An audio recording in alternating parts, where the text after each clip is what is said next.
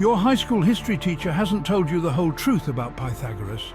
He isn't just the inventor of a triangular theorem, he was also an extremist cult leader.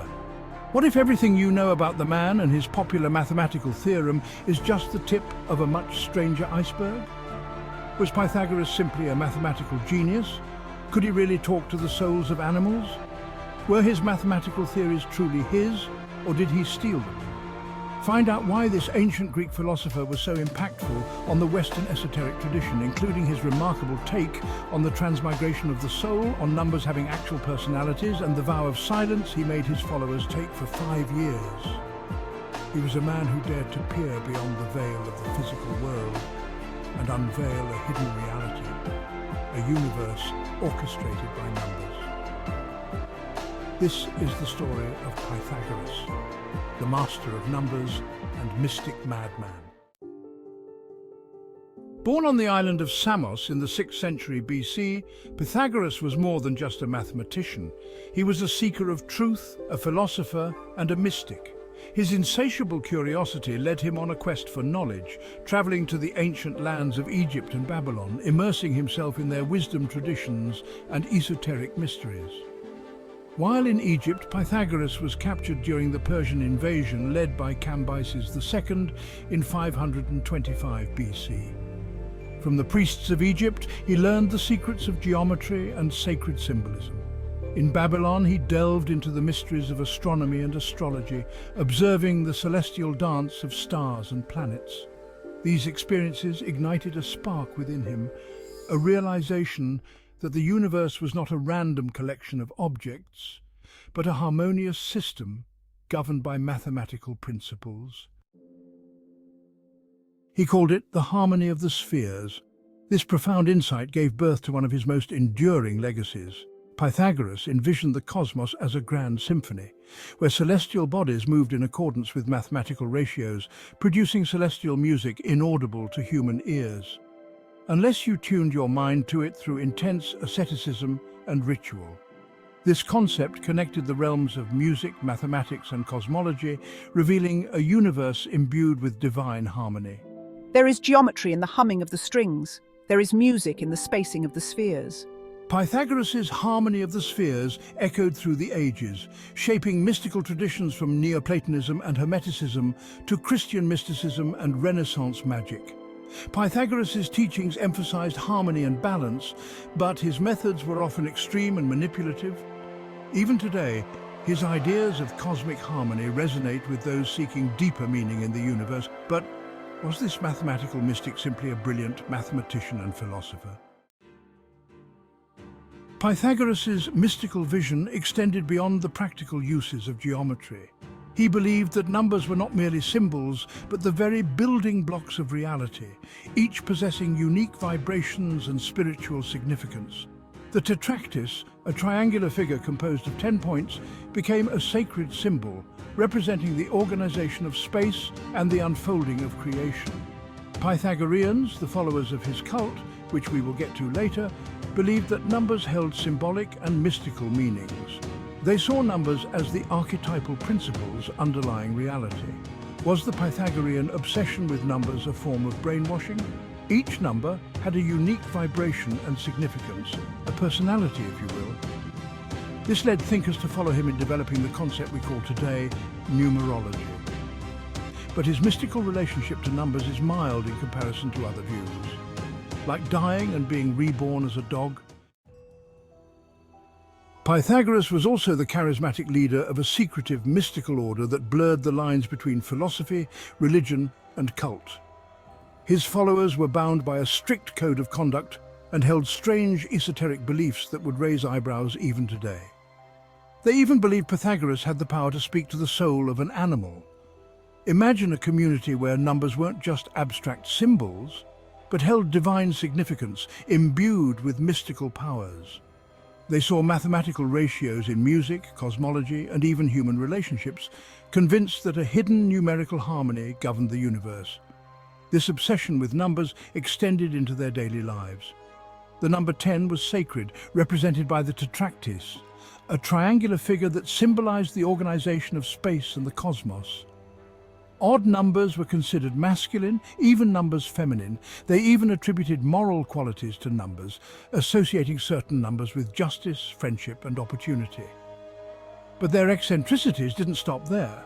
The Pythagoreans adhered to a strict set of dietary rules, including the belief in the transmigration of souls, meaning the soul could be reborn into an animal if one was morally bankrupt enough. Thusly, eating animals was, therefore, akin to cannibalism. But what's even more extreme, followers were directed to take a vow of silence for 5 years at a time to unveil their own understanding of the mysteries.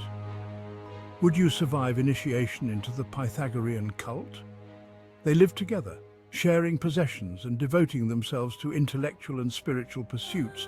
By stripping away the personal possessions and enforcing conformity, the Pythagoreans might have created an environment where individuals were more susceptible to indoctrination. Their doctrines were shrouded in secrecy, with inner circles privy to deeper knowledge hidden from outsiders. Teachings veiled in symbolism and allegory, accessible only to initiated members, a common feature of the cultic culture of antiquity. This created an air of mystery and exclusivity around their philosophical and spiritual practices. They even had coded greetings, including wearing the pentalpha, and the hallowed pentagram we know and use today was their password. Perhaps most famously, they had a strange aversion to beans. Was this because Pythagoras himself refused to eat them? The reasons remain unclear, but theories range from their resemblance to genitalia to the belief that they cause flatulence, disrupting mental clarity. This blend of mathematical philosophy, spiritual practices, and unusual prohibitions created a fascinating and somewhat unsettling social experiment, one that would carry deep into the psyche of the Mediterranean. Were they a harmless group of intellectuals seeking cosmic truth, or a cult-like community with an eccentric leader? The line remains blurred, adding to the mystique surrounding Pythagoras and his followers. The Pythagoreans, with their secretive rituals, strict dietary rules, and unconventional beliefs, often aroused suspicion and mistrust in ancient Greece. Communal living eliminated personal possessions and privacy. Strict rules governed every aspect of life, from diet to speech, and the infamous Silent Five period for new initiates. Were these all just a calculated tactic to suppress individuality and enforce conformity? Ultimately, their perceived elitism and unorthodox practices fueled social tensions, culminating in violent persecutions that forced them to disperse and operate in the shadows.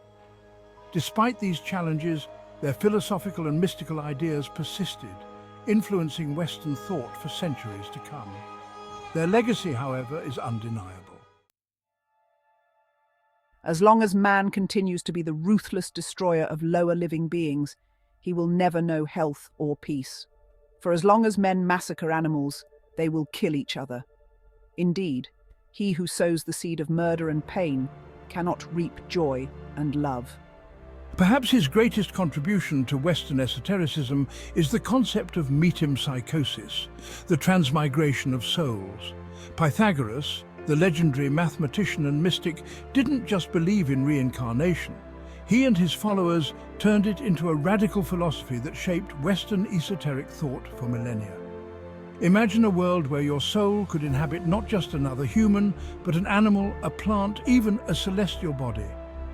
This wasn't just some spooky bedtime story, it was a driving force for ethical living, pushing Pythagoreans towards self-improvement and spiritual liberation in a cosmic game of cosmic hopscotch.